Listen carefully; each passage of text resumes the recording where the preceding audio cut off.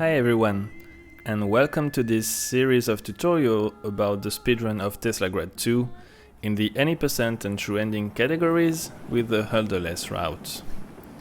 So, some time ago I already made a playlist of tutorials for these categories, but the route that doesn't skip Huldr.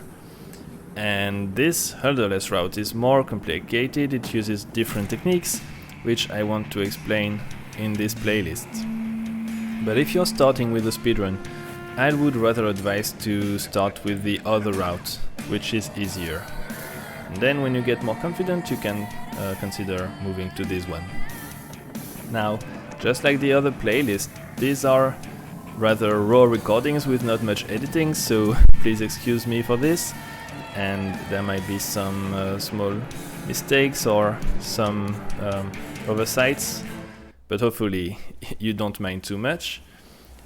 So in this speedrun with the Huldrless route, we do mainly Huldr skip, hence the name, which allows us not to go to Huldr and proceed with the rest of the game. However, by doing so, we will not have the water blink and wire blink that we usually obtain after defeating Huldr. And this has a number of consequences. First, we have to resort to other skips or tricks to move around. And for the trending speedrun, it even changes the order in which we have to get the secret upgrades. For instance, we cannot get Red Cloak early as we used to do, but we'll get it at the end. Now, I will assume in this series of videos that you are familiar first with the game. There will be spoilers, of course, but also familiar with the game mechanics and that you have a bit of experience with it. Also, I want to point out that the first splits are the same for any percent and trending, except for small details. So the first videos in the series, the first 3 videos actually, will be common for any percent and trending, and then there will be a dedicated video for the end of the any percent run and other videos for the rest of the trending speedrun. Before going on, I want to also emphasize that this tutorial series is not enough by itself. I would suggest also to watch runs, and not only the PBs from the leaderboards, but also all the runs from the various runners, because this will show you how runs improved and also help you gauge your expectations. Don't expect to achieve everything at once from the start. Some of these tricks are complicated, but you will get there. I also want to encourage you to join us on Discord. So we have a speedrun community Discord for the game. The link will be in description, and we are really happy to help, to guide new people, or just to chat about the game in general and find new tricks. So feel free to join us there, ask all the questions you need, and we'll be very happy to help and welcome new members. I also want to take this opportunity to give a shout out to the community. So a lot of the tricks and setups that I'm going to explain or to show were found by the community. And I may not always say who found what, but I want to give them a shout out now. So shout out to Dioxymore, to Luster, to Sarge, to Chipmunk. Chipmunk also has a tutorial about the speedrun of the game, which I will put a link to as well, and other members who don't run, but like Boursin Burger, who's really also an active member of the community and who I thank for the thumbnail creating this tutorial to writing. So thanks a lot again for this. And before moving on and explain a few of the tricks we'll use in the runs, I want to point out a few more things. So first, I will be playing on PC with the debug mode that Luster did. So you can see in the top left corner that it says debug mode is activated and any run done with it is invalid. But it will be a very useful tool for me for the tutorials to reset my position or save the state of my progressions, things like this. I'm not going to explain more. What it does is just so that you're aware of it. And another thing I want to mention is that usually for runs we use the auto splitter. So for any percent, for instance, This would be my splits. Then let me show you in the settings. So you would have the auto splitter menu here, and you go to it should come with live split when you say you want to play Teslagrad 2. And then in the settings, what is activated for me are Mjolnir, the Axe, and Galvan. So some people also activate the blue cloak. And also I have the start, the split, and a reset. So when you delete a save file while the timer is running, it will reset the timer. Now for true ending, let me show you as well.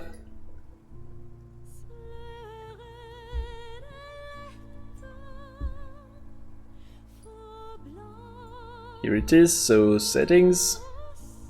For true ending, I have also the 3 options in the beginning. Then again Mjolnir and the Axe. The 4 upgrades, Blink Axe, Red Cloak, Omniblink and Double Jump. And then Galvan and Eleanor as bosses. So these are the times when I split. Now what's more, this the run as it is now, and so this tutorial, they are focused on PC runs. So if you're playing on console, don't hesitate to reach out to us so that we can help, and also that we can see how to take your times into account as best as we can, because there are a few tricks that might not be possible to do on console. But it shouldn't deter you from trying the speedrun. It's just that we haven't really had the case yet, so we haven't tackled this possibility. So on PC we're using the mouse for a few tricks, and also I want to show my bindings.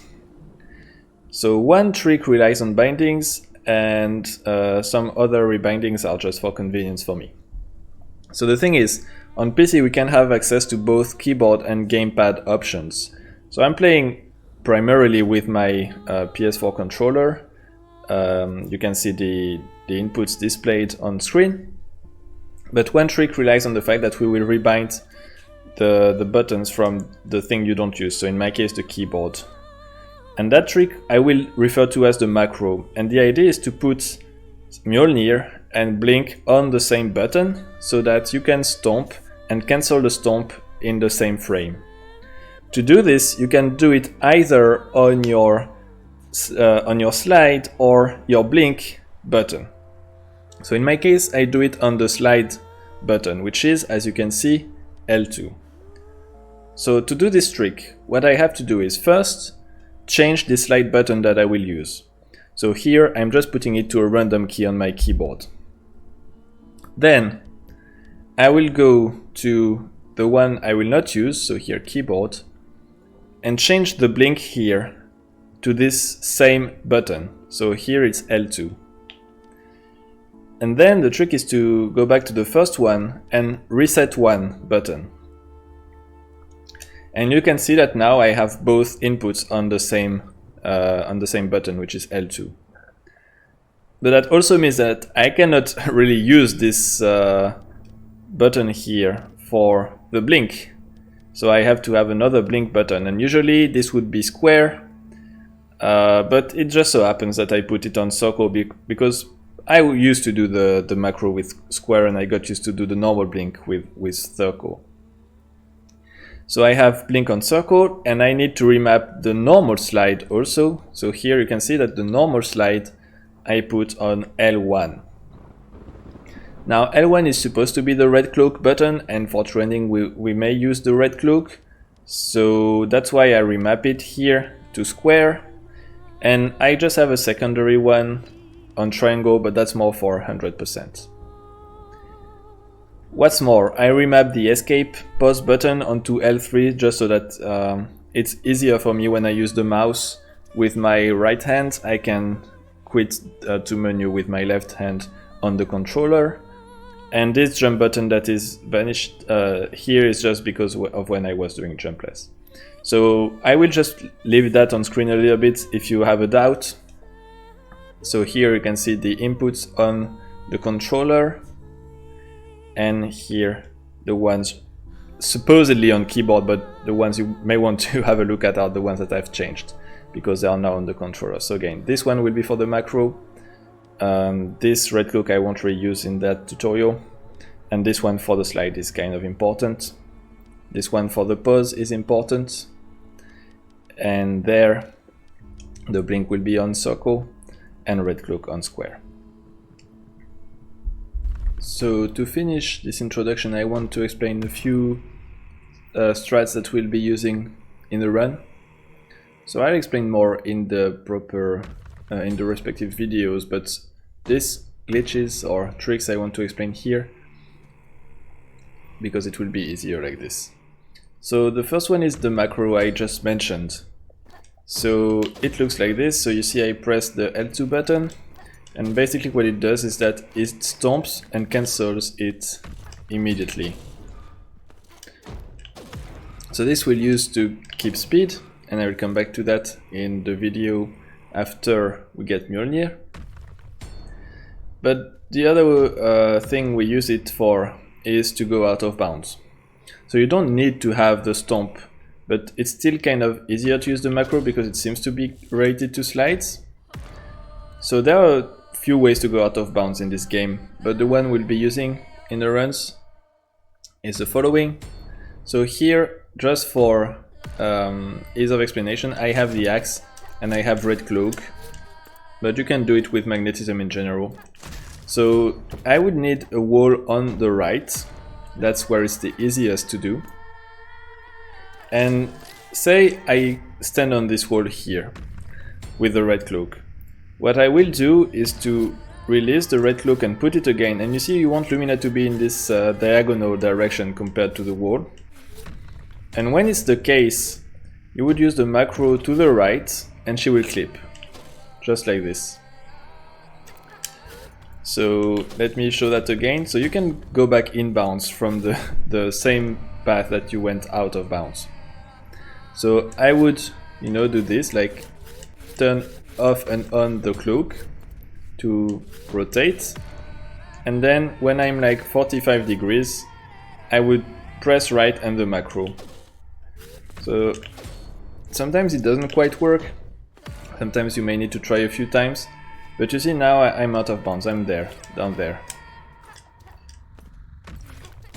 So there I was showing it with the red cloak and the axe, but you don't actually need the red cloak. If you stick, for instance, the axe in the ground and you stand on the wall like this, you can also do it, there's no problem.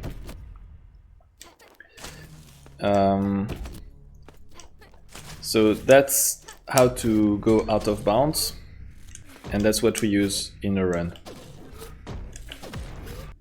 And finally, the last strat that I want to explain in this introduction is how to climb walls by sliding, so vertical walls. And the reason I'm doing it here is because the first 2 times that we use it in a run, either we're out of bounds or we're behind some decoration, so we don't really see what's happening. And here is a kind of good place to train it. So, the problem is that if you get off the wall, you will stomp. So I suggest to hold slide already from here, and you will gain some speed falling down. So she might bonk like this, but if you go a bit to the left, this should be fine. So, and then once you're on the wall like this, you want to repeat slides. So you see, I don't have to mash very fast, it's a rhythm, so depending on your rhythm, you might get a good one or not, but like you don't have to absolutely mash slides. Let's show this again, trying to mash a bit more. Please, Lumina. Okay, let's start from here. Like this. So if you mash, I mean, it kind of works still. But you want to find some middle ground, probably. So something like this. So you should pay attention to the sound that she makes, because this will tell you if she's actually doing it or if she's going down. Because sometimes if you miss the timing, oops, so here I was already off the wall apparently. If you miss the timing, she may just go down like this. So even if she goes down, supposedly you can back it up by, pushing up and blinking and starting it again. But especially when you don't see it, it might be a little bit tricky. And then, of course, if you are doing this for a long height, you may want to put some blinks in between. So here this wall is actually not that high, even though it's kind of the highest in this area that you can train on. But this should already help you getting a hand of it. And you can also start it here, supposedly by blinking, if you're in the right direction. But this specific corner might be a bit hard to take. So I recommend doing it with a bit of speed, either from here, or as you could see, if I just stomp from here and do like the kind of intended way. So that's it for this introduction. Have a go at all of this by yourself. Try it out, get a feeling of all those tricks, and have fun. And I hope the tutorial will be useful.